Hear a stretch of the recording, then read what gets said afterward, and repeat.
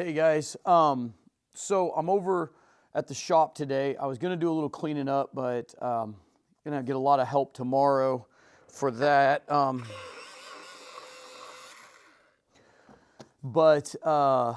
Anyway, so the bar that I'm adding to this flip house, I'm going pretty modern with the finish. I'm going with that matte black similar to the Airbnb. I'm not going to go quite as wild with the LEDs. That was very time consuming, and while a cool effect, I think we got a couple other opportunities to make this one really cool.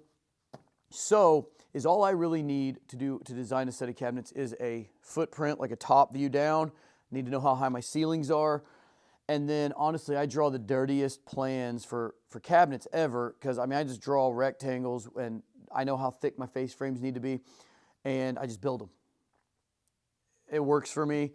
I don't want to take any time to mess with CAD or anything else. The one thing I'm doing on this is there's going to be a pantry down the left side with a small stand-up fridge. It's like it's made by Visani. I've got one in my shop that's white. I'm going to get a stainless one for this one, and it's like, I don't know, it's like 60 inches tall. So it's like not a mini fridge, but it's not huge. So it'll build in, and it'll be built into the pantry wall. Then it'll be countertop all the way down the side with no uppers, just shelves with a mirror backsplash. It'll look really bar-like, right? And then I think I'm gonna do pressed tin ceiling to give it a little bit of a more classic bar look with the modern cabinets. I think it'll be a really killer. It's all gonna be black on white. The cabinets are gonna be black. The counters are gonna be a super cool white epoxy.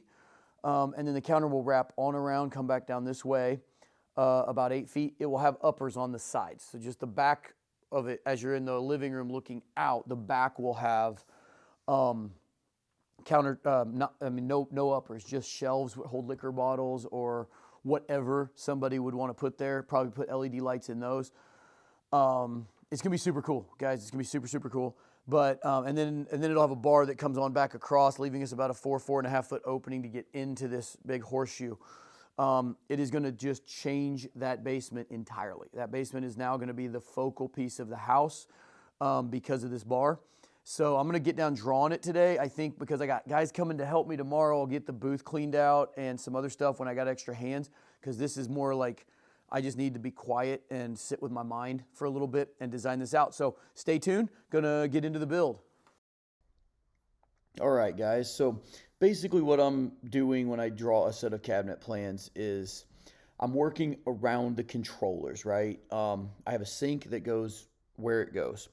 I have a pantry wall that pretty much needs to go where it is, and a refrigerator that it can move a little bit, but effectively if it doesn't go where I want it, it's going to affect the traffic pattern. So once I know those and the sizes, then I just design doors, drawers, the dishwasher. I want it to the right of the sink in this case. But it just kind of fills itself in. This was not an overly complex set of cabinets. I'm just ripping the face frame. This was the last day I had my old table saw. I did upgrade to a saw stop the other day. I've got so much going on in the shop. I just thought that safety first for once would be a good idea. So ripped up a bunch of stiles and rails out of the poplar, came over to the spiral cutter head planer, and surfaced all four sides of all of the face frames. I did leave you'll see it later when I get the boxes installed, I made a 3-inch top stile and a rail. And the reason I did that is so I'd have room to have a thick drop edge on the countertop. And this is my face frame jig. I DIY'd that. I made this face frame jig, face frame table. So I got it off of Izzy Swan's YouTube channel. He's a pretty good maker of things, and I always wanted one but didn't want to pay $4,000 for the Craig, and I kind of made it a little more my own. It's got a couple extra clamps that the one you buy in the store wouldn't have. Don't actually end up using more than 2 of them very often, but it is super handy when you need them. If you have a drawer front that needs to go in there, it comes in handy, but you can see how smooth it operates. And I mean, instead of $400 or instead of $4,000, I probably had like $400, maybe $500 in this table all in. A few years ago, casters and plywood are both more expensive. All right, guys, so the next step, we've got these Trupan doors that I'm going to be using this black lacquer on. So I don't want to press everything after the lacquer's fresh when I first spray the lacquer. So I'm going to go ahead and put the hinges in.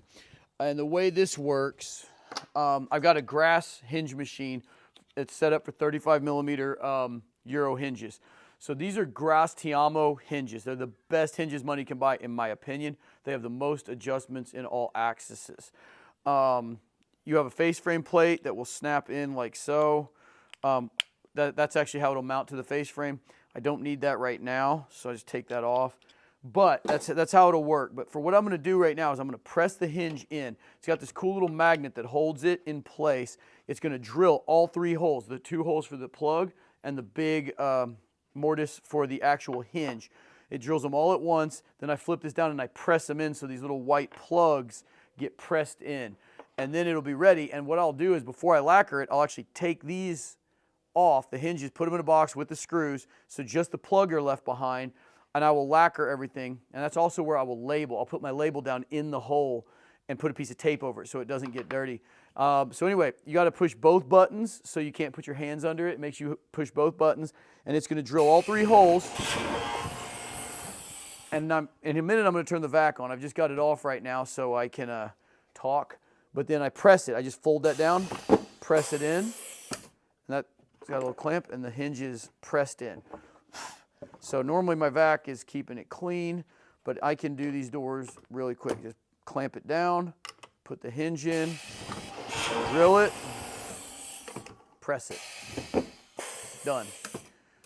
All right, so all I've got to do now is I'll take these out. I've still got to actually router the front edge and get them in the booth. Spray 2 coats on the back tonight, 2 coats on the front tomorrow, and hopefully Saturday we get these installed. All right, guys, so I'm finally getting my shop fairly cleared out and in decent shape.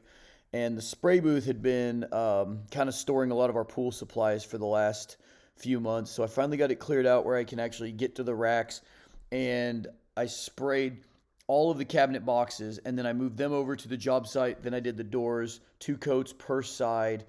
Takes a little while. And then we got the boxes over to the job site. Keith helped me carry them into place, get them all laid out, and they fit well. And then we went ahead and started working on the countertops. So I'll get into a little bit of the countertops. You're going to see it at the end of the video. But, you know, it's a flip house. It's in a price range where Formica is not appropriate. It's not quite good enough. But at the same time, a kitchen of this size or a bar of this size would be exorbitantly expensive to do granite, especially considering the bar is a little over 11 feet long and 3 feet wide. So we're opting for a really premium epoxy countertop. It's going to look amazing. I've got somebody coming in to help me that you guys are going to meet in greater detail soon. His name's Eric. He's one of my partners in the on the new pool website and the new pool company, and he's fantastic. He's really, really smart guy, but he also loves epoxy and epoxy counters, and he's gonna that's gonna be his introduction to you guys in person. He's already answering the phone and answering all your questions and doing really high-end pool consult, drawing, and design work for us. But in the meantime, I'm gonna, moonlight with him a little bit and get him to help me on this flip house countertop. So you guys will get to meet him here in the next week's video on this. But in the meantime, so we're just placing the boxes basically kind of where they go. And then we got to get the big bar into place, make sure everything's fitting. And then we level everything. We square it up perfectly and screw it to the wall. And then we will go ahead and put the countertop on, which is kind of the last step. But I'm going to skip all of that. It's just basically MDF. You can probably see that we have Craig holes pointing up on all of these cabinets. So basically we just cut it nicely and screw it. All right, guys, you can see we got the cabinets mostly hung and installed. We did the countertops. That's the next video in the series, is we're going to do this really cool epoxy countertop. I'm leaving in about 20 minutes to go up to Kansas City and grab Eric. Eric's one of my partners in the pool business that you guys will be getting to know a lot more in the coming weeks in some of my videos, but he's also really good at epoxy countertops. So he wasn't overly enthusiastic about me doing a chiseled edge. just because he said, man, that's first time out of the box. That's a tricky edge. We got all of the Bondo done. It's a double drop edge. It's 2.25 inches tall, so it's going to look nice and thick like a real deep slab. And I'll show you in a second that I've actually sanded out the first like 5 feet that I started with last night. Some of this isn't cured out yet. It turned out awesome, but the cabinets are, it's kind of a matte black. I wanted it to sort of match the ACM like we did over at the Bandaroo residence.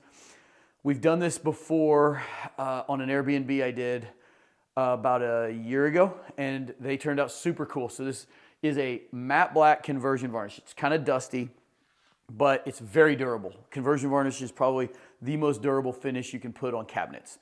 I'm not a huge believer in water-based stuff yet. The conversion varnish is just so good. Just throw on a mask and deal with it. But anyways, the reason we don't have the backsplash on yet is I've still got some wiring to do. I've got these loops here. I'm gonna have floating shelves. Those floating shelves are gonna have a receptacle in the bottom of them so that I was gonna put mirror here. I may opt to just stick do some subway tile and just maybe have a mirror in the middle. I'm gonna have these 6 cans we put in, and I'm still trying to figure out the backsplash, but it's gonna have some floating shelves that light up your liquor bottles or whatever is gonna be down here. It's gonna look awesome, guys. Got the fridge ready to go in its little home over here, and yeah, it's close. It's gonna come out, it's gonna turn out really good. Stay tuned on this remod stuff, but next week, my video is probably gonna be talking about training for the pools. I know that's what a ton of you guys tune in for. Had a lot more of you guys reaching out for this winter than I expected, and I'm so scared to book a training in the winter in Missouri because you just never know. Steve Griffith has stepped up. He's one of our attendees back about a year ago. He came to the Dolphin Island training. He's been to 2 since then. He owns his own eco-finish machine, so he's helped me. He's brought some of his guys to get them trained, but also helped me by demoing the eco at training. And so he's got a couple of projects going near Jacksonville, Florida, just north of the Florida-Georgia line. And he is going to host us to come down there, and he'll be shooting some eco finish on a pool. We're going to be pouring a monolithic pour.